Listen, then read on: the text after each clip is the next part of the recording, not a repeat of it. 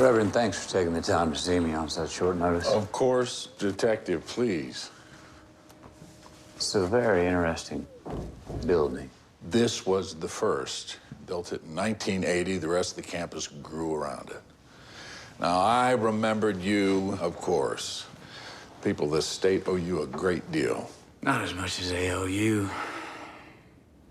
Charitable organizations, education initiatives. Thank you. We're very proud of our ministries. I don't do as much preaching as I used to. But the legacy program is more my focus now. Things like the state policeman's charity. But what did you want to talk about, son? The Wellspring program. Mid-'80s through the early '90s. You remember that? Well, of course I remember. Oh.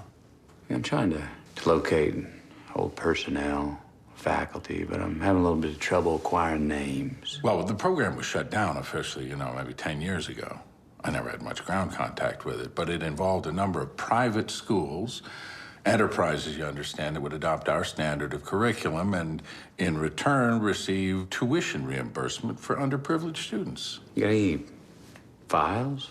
Any list of faculty?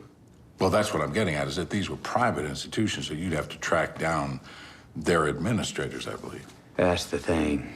See, all the schools dissolved with the program. And I'm trying to find some tax info, but there were religious exemptions. Well, there's our archives, of course. We did lose a lot of files. We had some flooding of subfloors. But, I think I should put you together with one of our clerical workers and see if they can't help you find something. Thank you. Listen, before you do that, former deacon of yours, Austin Farrar. That was very, very unfortunate.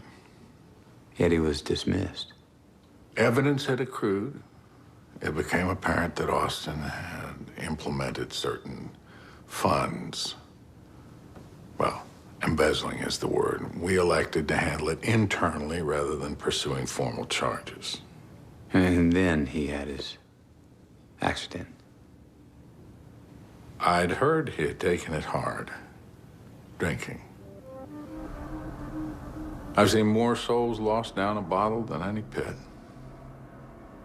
At the same time, it's hard to trust a man who can't trust himself with a beer, don't you think? But what's this all about now? Wellspring program, Austin Farrar. Dead women and children. Terrible. That's terrible. How's that? What you're working on? Oh, I can't say anything about it at this point, Reverend. I'd like to set you up with a clerk. You can look at whatever information we still have from Wellspring.